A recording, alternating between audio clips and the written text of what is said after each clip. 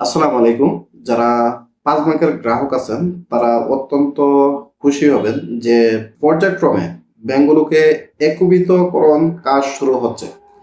আপনারা জানেন যে কিছুদিন আগে যে এক্সিম ব্যাংক তারা কিন্তু তাদের যত ধরনের দায় এবং সম্পদ সবগুলোই কিন্তু বুঝিয়ে দিছে সম্মিলিত ইসলামী ব্যাংকের কাছে, এবং তাদের যে পরিচালনা পর্ষদ ভোট আসলো সেটাকে কিন্তু তারা বাতিল করে দিয়েছে। এখন কিন্তু যারা এক্সিম ব্যাংক ছিলেন তারা কিন্তু যে সম্মিলিত ইসলামী ব্যাংক সেই আন্ডারে পরিচালিত হবে। তারপর আমি আপনাদেরকে বলেছিলাম যে আপনাদের যে টাকা উইথড্র সেটারও কিন্তু লিমিট বৃদ্ধি করা হয়েছিল।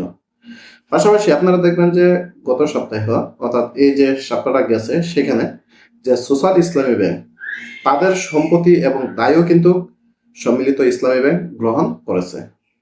তাদের যে পরিচালনা পর্ষদ ভোট আছে সেটাকে কিন্তু ব্যাংকে দেওয়া হয়েছে, এবং তাদের যত দায়দানা এবং যত সম্পদ সবগুলোই কিন্তু সম্মিলিত ইসলামী ব্যাংক গ্রহণ করছে বা গ্রহণ করা হয়েছে।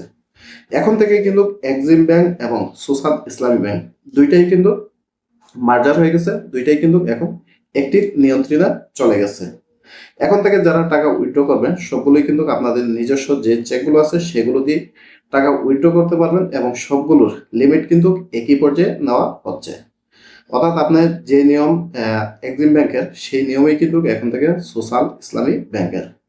তো এটা কিন্তু অবশ্যই আশার খবর। তো এটা যে করছে যে পর্যায়ক্রমে আরো আগামী রোববার থেকে ফার্স্ট সিকিউরিটিও সম্ভবত তারা নিয়ন্ত্রণে নিয়ে নেবে সম্ভবত। কারণ অলরেডি বাংলাদেশ ব্যাংক তাদেরকে নোটিশ ধরিয়ে দিচ্ছে যে ফার্স্ট সিকিউরিটিরে যে আপনারাও দায় সম্পদ হস্তান্তর করবেন রবিবার থেকে, যে তাদের নিয়ন্ত্রণ সেটা সম্ভবত নেওয়ার সম্ভাবনা রয়েছে। এবং পর্যায়ক্রমে আরো যে দুইটি ব্যাংক আছে সেগুলোরও দায় সম্পদ তারা নিবে এবং সবগুলোকে একটির আন্ডারে নিয়ে আসবে, এবং পাঁচটার যে দুর্দশা সেগুলো কিন্তু তার পাঁচটার দুর্দশা থাকবে না, সবগুলোর পর্ষদ ভেঙে দিয়ে শুধুমাত্র একটি করা হবে, এবং তখন কিন্তু সবাই একই ব্যাংকের আন্ডারে চলে আসবে এবং সবগুলো উত্তোলন জমা দেওয়ার সবকিছুই কিন্তু একই ব্যাংকের আন্ডারে করতে পারবেন।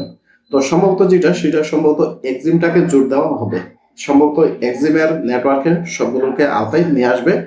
এ পর্যন্ত এতটুকু পূর্বাভাসে বলা যাচ্ছে বা শোনা যাচ্ছে। তো এই বিষয়ে আপনাদের যদি আরো কোনো মতামত থাকে জানাতে পারেন। ধন্যবাদ।